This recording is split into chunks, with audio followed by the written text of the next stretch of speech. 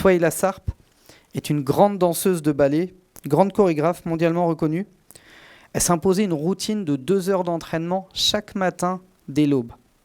Et dans une interview que vous trouverez très facilement sur YouTube, un journaliste lui dit « Mais c'est quoi votre secret pour être toujours motivé, toujours discipliné, et être capable de tout le temps, être présente sur vos entraînements ?»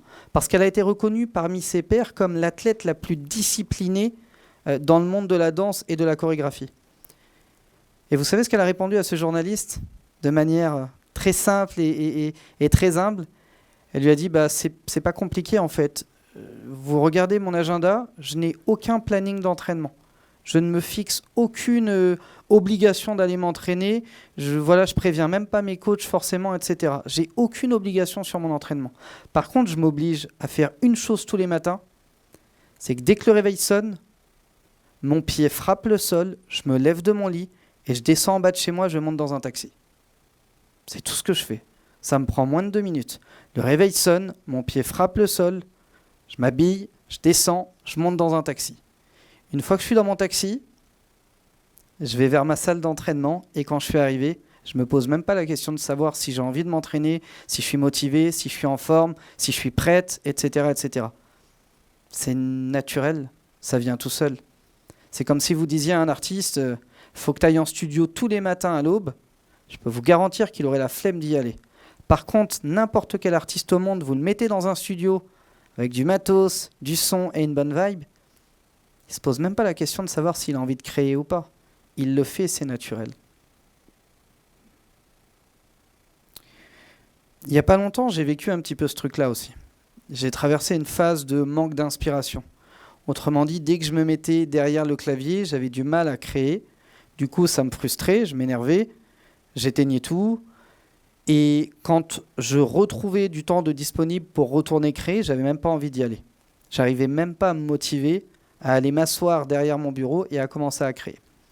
Du coup, ce que j'ai fait, c'est que j'ai appelé des amis, producteurs, compositeurs, qui eux sont presque toujours inspirés aussi, et je suis allé les voir.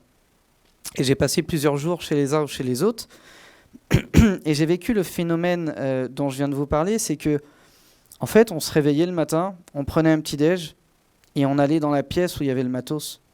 Et quand tu es là, que tu es dedans, et que tu vois quelqu'un qui commence à créer devant toi, tu as un genre d'appétit qui commence à arriver. Tu as envie d'être derrière les machines, tu as envie de toucher le clavier, tu as envie de créer, tu n'as rien envie de faire. Tu n'as pas du tout l'objectif de « aujourd'hui je vais faire un son, je vais faire un tube, je vais faire quoi que ce soit ». Tu t'en fous à la limite. Tu as juste envie que la MPC soit allumée, qu'il y ait des drum kits dessus et de jouer avec. Tu as juste envie qu'il y ait un clavier avec un plug sympa et de jouer avec. Et immédiatement, tu te mets à le faire. Et l'inspire revient comme par magie. C'est exactement ça. Ça résume parfaitement ce truc-là. Donc mon deuxième conseil, c'est, et vous pouvez le noter aussi, ne vous fixez pas de routine drastique. Fixez-vous simplement comme objectif de faire la première action la plus simple à faire sans réfléchir. Deuxième conseil, faites la première action la plus simple sans réfléchir.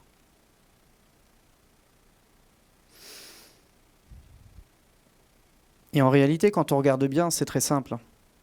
Il n'y a rien de compliqué. Dans ce que je viens de décrire, vous êtes déjà tous en train de vous dire « Bah ouais, c'est pas compliqué, le réveil sonne, je me lève.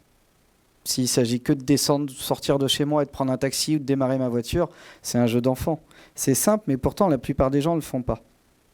Et vous savez pourquoi la plupart des gens ne le font pas? Pourquoi la plupart des artistes n'ont pas la discipline de produire plus, de développer plus leur visibilité, de payer le prix qu'il faut pour atteindre le succès qu'ils visent d'atteindre? C'est parce que vous êtes tous focus, tous quasiment sans exception, et je m'inclus aussi, on est tous focus sur la ligne d'arrivée. Alors qu'en vrai, on devrait tous être focus sur la ligne de départ. Je me souviens que quand j'ai eu le projet d'écrire mon livre, Le secret pour vivre de sa musique, que presque tout le monde ici a au moins eu entre les mains, à défaut de l'avoir lu, j'ai essayé de me projeter sur un livre fini. J'ai jamais démarré. Littéralement, j'ai jamais démarré. Ce qui a été une bonne chose, puisque ma fainéantise m'a poussé à prendre des raccourcis. Et du coup, j'ai créé la formation de producteur, éditeur et artiste à succès. Mais ça m'a freiné à démarrer. Plus tard, quand j'ai reçu justement ce conseil de mettre en place l'action la plus simple, j'ai quelqu'un qui m'a juste dit, mais en fait, si tu veux être un auteur, il faut juste que tu écrives. Donc, donne-toi juste 5 minutes par jour, et tous les matins, 5 minutes par jour, tu écris. J'ai dit, ok, fair enough, comme ils disent les Anglais. Ça fait sens, je vais démarrer. Et quand tu commences à te fixer 5 minutes d'écriture par jour, c'est tellement simple et accessible que tu le fais, parce que sinon tu te sens comme une merde de ne pas le faire. Sauf que quand tu commences à écrire 5 minutes par jour, il se passe un truc magique, c'est que tu n'écris pas 5 minutes par jour. Tu vas écrire 20 minutes, 1 heure, des fois 2 heures quand tu es hyper inspiré. Tu te dis je vais écrire 5 pages, en fait tu vas en écrire 50, et tout commence à se mettre en place. Parce que tu es fier d'avoir posé la première action. Du coup, le lendemain, même le jour même, tu es déjà en train de réfléchir au lendemain quand tu vas te réaccorder ces 5 minutes de temps, et ça tourne. Et les jours où tu n'es pas inspiré, bah, tu viens écrire quand même 5 minutes sur ta page, même quitte à supprimer tout ce que tu as écrit. Mais tu gardes le rythme en fait. Et le fait de garder ce rythme-là vers des actions simples, ça te permet de rester toujours discipliné. Il y a quelqu'un qui m'a demandé il n'y a pas très très longtemps, on te voit partout. Donne-moi ton secret, comment tu fais pour être tout le temps motivé, dynamique, tu es sur les réseaux, tu organises des séminaires, des formations, tu es sur ton label, tu fais de l'immobilier, tu montes d'autres trucs, machin, etc. C'est ça le secret. 5 minutes par jour, pas plus. Et vous verrez que ça transforme une vie. Et puis il y a un point qui est important aussi, c'est que lorsqu'on est focus sur la ligne d'arrivée et pas sur la ligne de départ, on a 1 million d'excuses qui peuvent apparaître. Mais il y a mieux que ça. Il y a mieux que les bonnes excuses. Levez la main ceux qui ont des bonnes excuses pour ne pas faire les choses. Des bonnes excuses pour ne pas faire les choses. Parce que les excuses, c'est une chose, mais les bonnes excuses, tu peux rien faire face à une bonne excuse. Tu comprends, j'ai un proche malade, je dois m'en occuper. Ouais, mais tu comprends, j'ai pas de budget, donc il faut que j'attende d'abord d'avoir le budget. Tu comprends, j'ai pas le temps. Tu comprends, j'ai pas les contacts, etc., etc. Et le truc, c'est que, à mesure que vous avez l'œil sur la ligne d'arrivée, même si vous êtes capable de contrer ces bonnes ou fausses excuses, vous allez être constamment avec le regard sur la récompense qui vous attend. Tu sais, je veux réussir dans la musique parce que je veux être un artiste reconnu. Je veux réussir dans la musique parce que je veux de l'argent. Je veux mettre les miens à l'abri, je veux me mettre bien, je veux une belle maison, etc., etc. Je veux réussir dans la musique parce que voilà, j'ai des choses à prouver, mon entourage m'a mis plus bactère, il faut que je leur montre que ça valait le coup, que je suis un gagnant. Je veux réussir dans la musique pour atteindre une certaine forme de liberté. Je veux pouvoir faire ce que je veux, quand je veux, avec qui je veux, et soutenir les actions que j'ai envie de soutenir. Je veux réussir dans la musique parce que je veux un disque d'or. Je ne sais pas pourquoi, mais j'en veux un.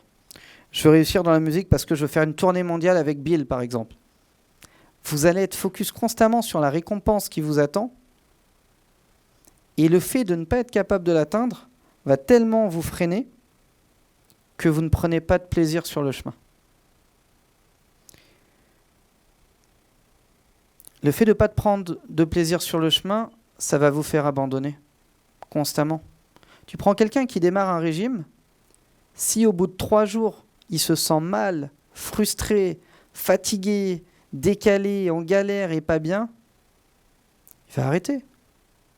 Il va arrêter, on est humain, on a un cerveau qui fonctionne de manière à assurer notre survie. Donc si chaque fibre de ton corps dit à ton cerveau « je me sens mal, s'il te plaît, aide-moi », ton cerveau va tout faire pour que tu ailles grignoter au beau milieu de la nuit. Parfois même en dormant. Tu vas te lever, tu vas ouvrir les yeux, tu seras au milieu du placard en train de bouffer un truc. Littéralement, ça ne marche pas.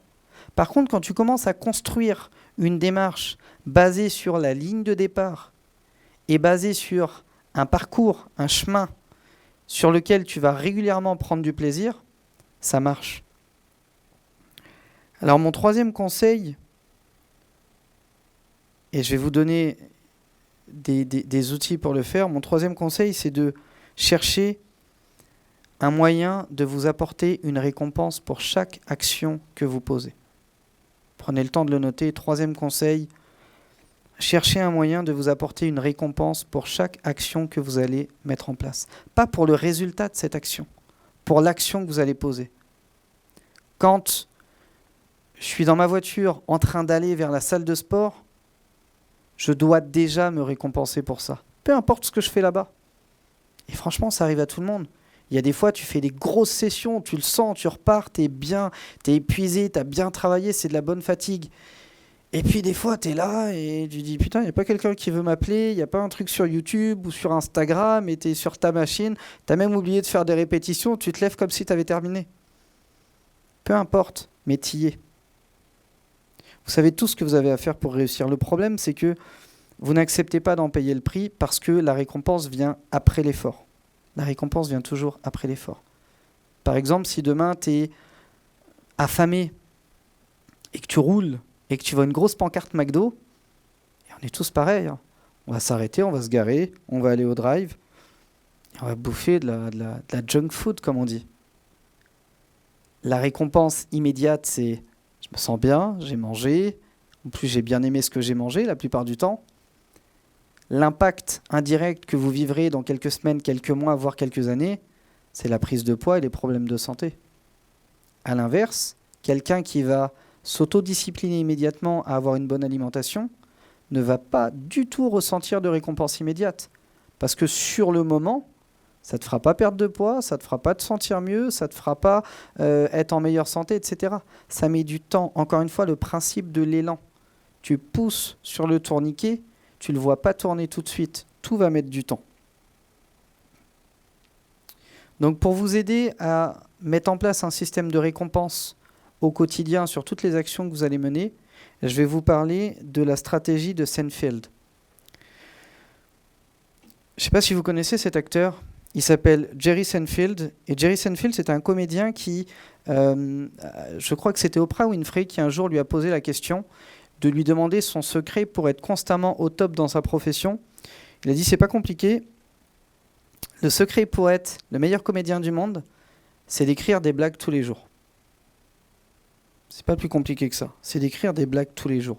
Et pour ça, il a développé une méthode que vous voyez dans plein de films de manière subtile et indirecte, mais que je vous invite vraiment, vraiment, vraiment à faire. C'est qu'il s'est imprimé un calendrier qu'il a accroché à son mur. Et chaque jour où il a pris le temps d'écrire une nouvelle blague, il a mis une grosse croix rouge dessus. Et alors quand j'ai découvert cette méthode, je me suis dit, c'est basique. Je ne vois pas en quoi ça va m'aider à me récompenser. Je ne vois pas en quoi ça va m'aider à rester discipliné dans ma démarche. Du coup, comme tout, j'ai testé. Je me suis dit, ok, ça fait longtemps que je n'ai pas fait de sport, je vais m'imposer 30 jours de sport tous les jours. J'ai sorti mon calendrier, je l'ai accroché en gros sur le mur au-dessus de mon lit. Ma femme a fait la gueule de 3 jours, mais chaque jour où j'allais faire du sport, je mettais une grosse croix rouge dessus. Vous savez ce qui se passe ? Les premiers jours, il y a une croix par-ci, 3 blancs par-là, une petite croix par-ci, 3-4 blancs par-là. Puis au bout d'un moment, à force de revenir sur le planning et surtout de le voir tous les jours, on a envie qu'il soit rempli. Parce que croyez-moi, elle se foutait de ma gueule tous les jours. Tous les jours, elle était là. Alors, aujourd'hui, t'as pas été courir, tu t'es pas levé, t'as pas fait tes exercices, t'as pas fait tes tractions, tes trucs, tes machins. Du coup, tous les jours, progressivement, j'avais de plus en plus envie de le faire et j'étais fier de mettre une putain de croix sur ce planning parce qu'à chaque fois qu'elle passait devant et qu'elle le voyait, je lui disais, tiens, tu vois, ma croix, ma petite satisfaction personnelle était en train de me faire me sentir bien. Je pensais même plus au résultat. J'étais en train de penser à la satisfaction immédiate du fait de chaque jour le faire pour avoir l'opportunité de mettre une croix sur ce tableau.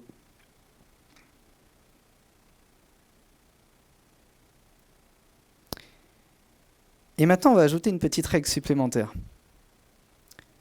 C'est une règle que Michael Jordan s'est imposée. Et pour ceux qui ont vu son reportage sur Netflix, qui est un super reportage que je vous invite tous à regarder, il explique qu'à un moment, il a utilisé cette méthode aussi pour se discipliner. Il expliquait qu'il mettait une paire de chaussures différentes chaque jour et que chaque jour où il n'allait pas s'entraîner, il laissait la paire en évidence pour que tout le monde autour de lui puisse la voir et puisse lui rappeler qu'il n'a pas été s'entraîner, pour se sentir mal par rapport à ça. Et il s'est imposé une règle que j'ai trouvée juste fantastique, c'est qu'il s'est dit, ok, c'est ok de ne pas mettre une croix sur tous les jours du planning. C'est pas grave. Mais jamais 2 fois de suite. Jamais 2 fois de suite. Donc à partir de là, sur un planning de 30 jours, même si vous loupez une action tous les 2 jours, vous avez quand même été bon la moitié du temps. Vous avez quand même été efficace la moitié du temps avec régularité. Ça veut dire que sur une échelle de temps assez longue de 365 jours, vous avez posé une action concrète qui génère du résultat au bout du parcours. 365 divisé par 2, je vais faire un calcul rapide, à peu près 180 jours dans l'année. C'est bien plus que 99% des gens autour de vous. J'ai un autre exemple pour ça. Vous connaissez tous McGregor, je pense, le champion MMA, l'un des meilleurs combattants de ces dernières années. Monsieur Conor McGregor, pareil, dans un reportage Netflix qui est plus disponible, je crois, aujourd'hui, c'est un gars qui, au départ, a presque tout gagné. Il n'est pas habitué à la défaite, pas du tout. Il s'entraîne tout le temps. À un moment donné, il fait un combat où il remet son titre en jeu, il se fait laminer. Pas juste battre, il se fait humilier, laminer. Il repart après le combat, on assiste donc à la session backstage, etc. Il est déprimé, il veut parler à personne, il n'est pas bien, il parle de tout arrêter, voilà, en mode ça y est, c'est terminé, etc. machin.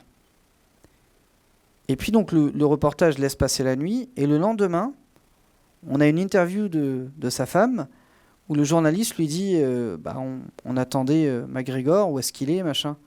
Elle dit il est déjà parti s'entraîner. Le journaliste lui dit ah bon, mais il est blessé, il a des côtes brisées, il a des os brisés, il a des hématomes partout sur la tronche, il est épuisé de ce combat, il a rien mangé hier, il a rien mangé ce matin, il est déjà parti s'entraîner. Elle lui dit ouais, il est déjà parti s'entraîner.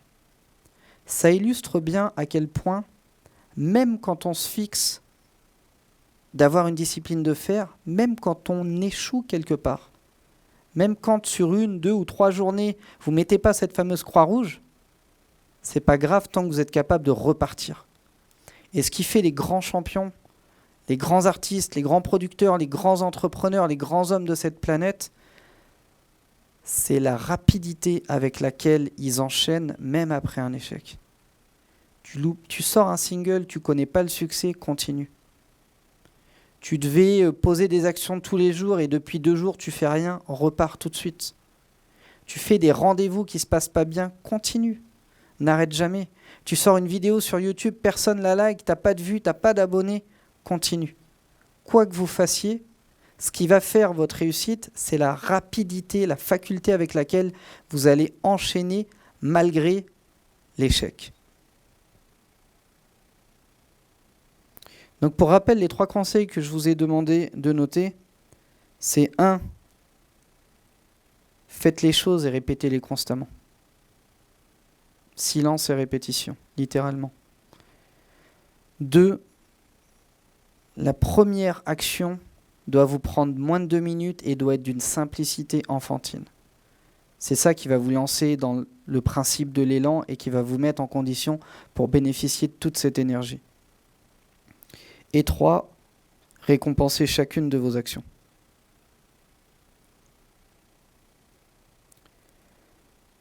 Avec la régularité et la répétition, vous n'allez pas atteindre de résultats. Je ne vais pas vous mentir. C'est pas parce que tu postes une vidéo sur YouTube tous les jours que tu vas avoir 1 million d'abonnés. Vous n'allez pas avoir de résultats immédiats. Mais vous allez incarner le changement. Vous allez changer la personne que vous êtes. Vous allez devenir un agisseur plus que quelqu'un qui réfléchit à ce qu'il pourrait faire et qui finalement ne fait rien. Vous savez, un jour, on m'a dit que... Je discutais avec une personne qui est hyper croyante et je lui disais, mais c'est quoi qui fait que tu as tout le temps la foi malgré les difficultés de la vie? Il dit, c'est pas compliqué, ça fait 25 ans que tous les dimanches je vais à l'église. Je suis un croyant. Il incarne ce qu'il fait. ces actions, cette répétition, n'ont pas juste changé ses résultats, ont changé son identité et la personne qu'il est, et ça a changé son mindset. Quand tu lis tous les jours, tu es un lecteur. Quand tu produis tous les jours, tu es un producteur. Quand tu écris tous les jours, tu es un auteur. Quand tu poses des actions tous les jours, tu es un agisseur.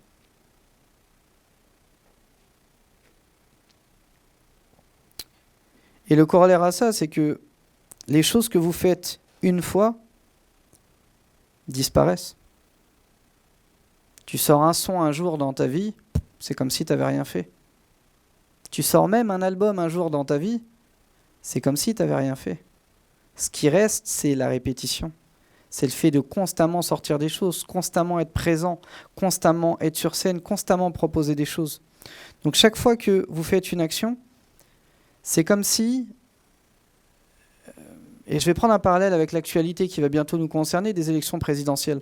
À chaque fois que vous allez faire une action, c'est comme si vous émettiez un vote pour le genre de personne que vous voulez devenir.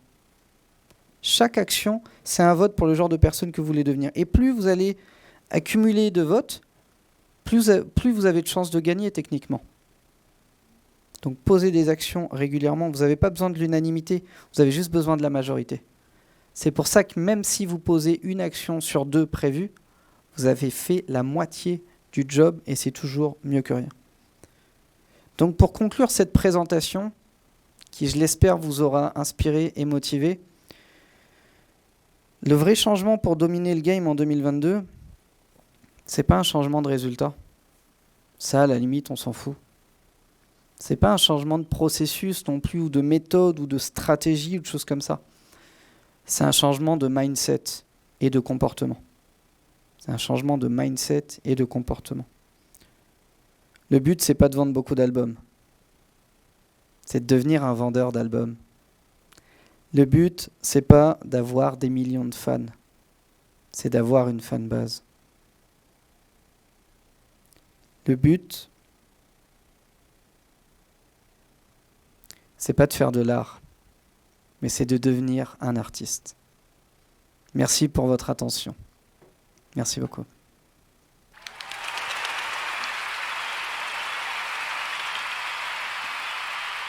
Bambi, tu pleures ? Ça va, tout va bien. J'aimerais, s'il vous plaît, maintenant prendre vos retours. Vas-y, Sadji. On t'écoute normalement. Salut Tariq, bonjour. Salut Sadji, ça va ? Ouais, ça va, ça va. Alors, ouais, du coup, ton discours, enfin, tous ces conseils-là, moi, ça m'a fait grave du bien parce que je suis un peu dans une période en déclin et du coup, ça rassure, ça permet de remotiver, etc. Et c'est dans la continuité de ce que tu disais, de juste, en fait, faut passer à l'action, faut arrêter de se poser des questions, de se trouver des excuses ou quoi, parce que dans tous les cas, il y a du résultat qui soit, comment on dit, qu'il n'y en ait pas beaucoup, qu'il y en ait beaucoup, dans tous les cas, il y en a quand on fait quelque chose. Donc, c'est ça, moi, que j'ai retenu. Et les petits tips bah, pour s'imposer une discipline aussi, c'est pas mal du tout, je vais essayer. Voilà, Génial. donc merci encore.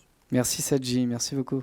Oui, volontiers. Moi, ça m'a particulièrement touchée. J'ai adoré tout ce que j'ai entendu pendant ces 2 jours, mais je suis coach, moi, quand je n'ai pas ma casquette d'artiste. Et donc, tout ce que tu as dit, c'est ce que je passe mon temps à dire à des gens que je coach. Sauf qu'on est meilleur médecin pour les autres que pour soi-même. Et que j'avais l'impression que tu étais dans ma tête quand tu parlais d'un tas d'excuses qu'on peut se donner à tout moment, qui ne sont que des excuses. Moi, la plus grosse d'entre elles, pour moi, c'est mon âge. Parce que je me dis toujours que, justement, je ne suis pas prête à payer le prix du temps, parce que le temps, je ne l'ai pas. Et finalement, honnêtement, c'est vrai que je devrais me détacher de ça, parce que j'ai le temps que j'ai. Et ça ne sert à rien d'essayer de me raconter cette histoire-là, parce que ça ne change pas le problème du temps. Donc, ça m'a vraiment reboosté, et c'était honnêtement ce que j'ai préféré depuis ces 2 jours. Merci beaucoup, Tariq. Génial, merci beaucoup Sandrine, merci. Et juste pour rappel, puisque c'est un truc que j'aime bien raconter, mais Jean Reno a percé à 46 ans. Son premier film à succès, il l'a fait à 46 ans, après 25 ans d'échecs comme acteur.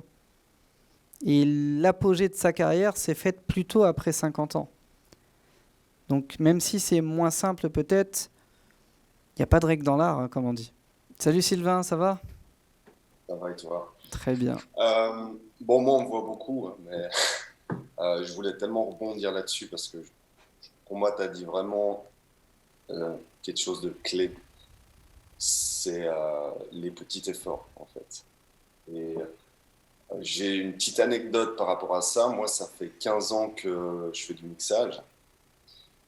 Et quand j'ai commencé parce que mon père m'avait montré un logiciel, puis j'ai commencé sans objectif, en fait. Je me suis dit, tiens, on va essayer tout ça. Puis après, tu te rends compte que tu as passé 10 heures sur le programme, puis tu t'évolues comme ça, mais tu n'as pas cet objectif de vouloir devenir ingé son. Et j'ai un ami qui est dans la musique et qui a vu les heures que j'ai fait. Et lui, il aimerait bien faire du son. Mais quand il voit les heures que j'ai passées dessus, ça le décourage. Et c'est ça le problème aujourd'hui qu'on a. C'est qu'en même temps, on doit connaître une certaine stratégie, mais quand on voit tout ce qu'il faut faire, bah, ça nous fait peur. C'est un peu le paradoxe. Et il y a une semaine d'épreuve, je crois, dans la Légion d'honneur, je crois, si je ne me trompe pas, où tous les jours, ils ont des épreuves qui les mettent des épreuves. Et c'est très difficile. Et ceux qui réussissent, c'est ceux qui ne voient pas dans le futur en disant ah, il y a encore cette épreuve, c'est ceux qui se focalisent que sur le moment présent. Ça, en fait.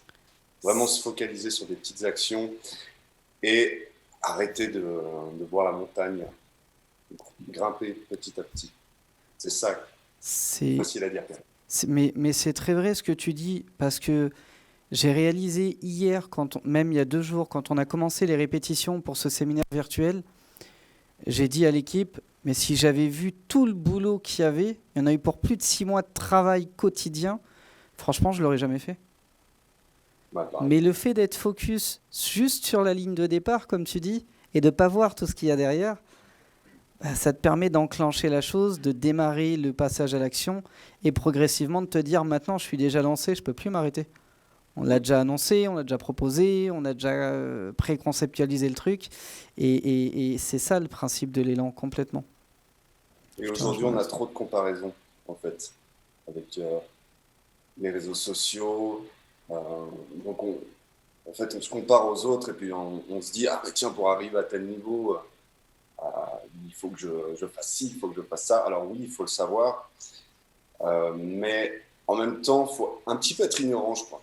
C'est un petit peu ça, hein, pour moi, qui marche.